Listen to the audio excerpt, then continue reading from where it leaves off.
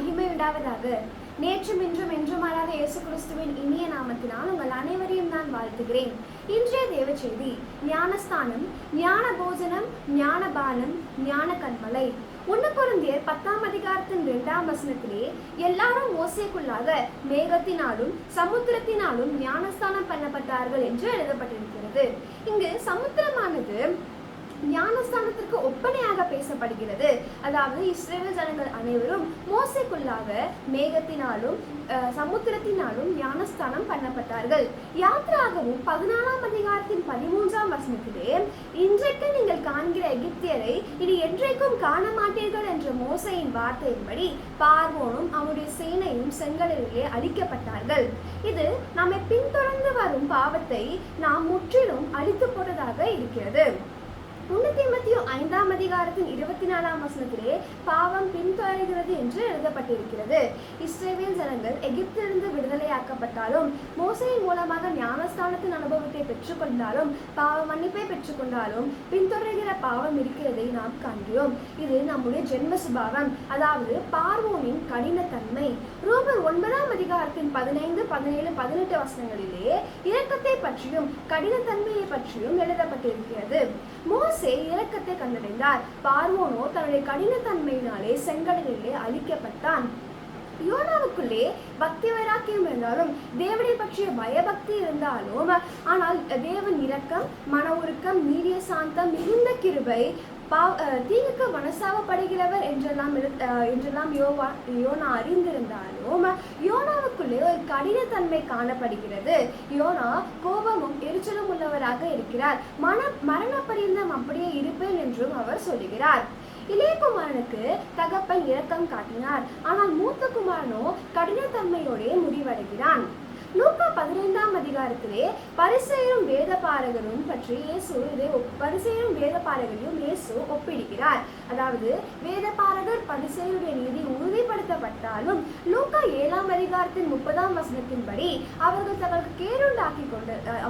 கேருண்டாக்கிக் கொள்ள தேவனுடைய ஞானஸ்தானத்தை புறக்கணித்தார்கள் என்று எழுதப்பட்டிருக்கிறது.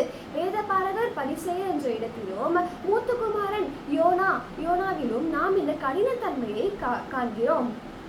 எபிரேயர் 3ஆம் அதிகாரத்தின் 8ஆம் வசனத்தின்படி உங்கள் இருதயங்களை கடினப்படுத்தாதீர்கள் என்று பரிசுத்த ஆவியானவர் எச்சரிக்கிறார். இந்த பின்தொடர்கிற பாவமானது செங்கடலிலே அழிக்கப்பட்டது. அது பார்வோனும் அவனுடைய சேனையுமே.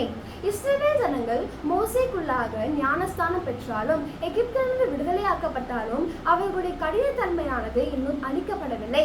அவர்கள் வணங்கா கருத்துள்ளவர்களாய் யுத்த புருஷர்களாய் முடிவடைகிறார்கள். இது நமக்கு திருஷ்டாந்தமாகவும் எச்சரிப்பாக போதனையாகவும் இருக்கிறது. 1 கொரிந்தியர் 10ஆம் அதிகாரத்தின் 3, 4, 5 வசனங்களிலே எல்லாரும் ஒரே ஞான போஜனத்தை புசித்தார்கள், ஒரே ஞானபானத்தை குடித்தார்கள். எப்படியெனில் அவர்களோட கூட சென்ற ஞான கண்மலையின் தண்ணீரை குடித்தார்கள்.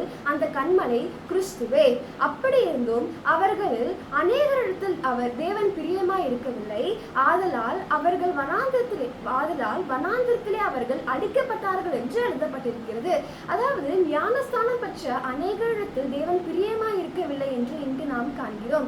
கீழ்கண்ட வசனங்களிலே அவர்கள் இச்சித்த இடத்தை விழுந்தார்கள் என்றும் எழுதப்பட்டிருக்கிறது. அதாவது ஆகாரங்கள் அவர்களுக்கு அழிவை உண்டாக்கினது என்று நாம் தொடர்ச்சியான வசனங்களிலே காண்கிறோம். இங்கு ஞான போஜனம், ஞான பானம் என்பது அவருடைய மாம்ச மெய்யான போஜனம், அவருடைய ரத்தம் மெய்யான பானம் என்று நாம் அறிகிறோம். அபாத்திரமாய் போஜனம் பண்ணுகிறவன் ஆக்கினைக்குள்ளாக தீர்க்கப்படுவான். நம்மை நாமே நிதானித்தறிந்தால் நாம் நியாயம் தீர்க்கப்படும் என்று 1 கொரிந்தியர் 11ஆம் அதிகாரத்தின் 31ஆம் வசனத்திலே எழுதப்பட்டிருக்கிறது. எண்ணத்தை உண்போம், எண்ணத்தை குடிப்போம் என்ற கவலை நமக்கு இருக்க வேண்டாம்.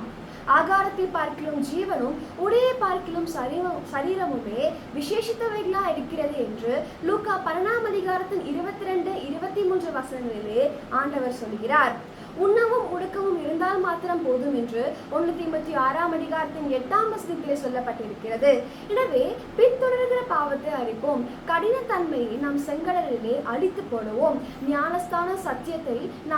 ஞானஸ்தானத்தின் சத்தியத்தின் மூலமாக நாம் ஜெயத்துக்குள்ளே கொண்டு வரப்படுவோம். யாத்ராகமம் 15ஆம் அதிகாரத்திலே ஜெயத்தை கொண்டாடுகிறார்கள். அது மட்டுமல்லாமல் ஞானஸ்தானத்தை நாம் வெற்றி சிறப்போம். ராஜாவின் ஜெயகம்பிரம் நமக்குள்ளே முழங்க கடவது. கர்த்தர் நம்மை ஆசீர்வதிப்பாராக. தேவனுக்கு மகிமை உண்டாவதாக. ஆமென்.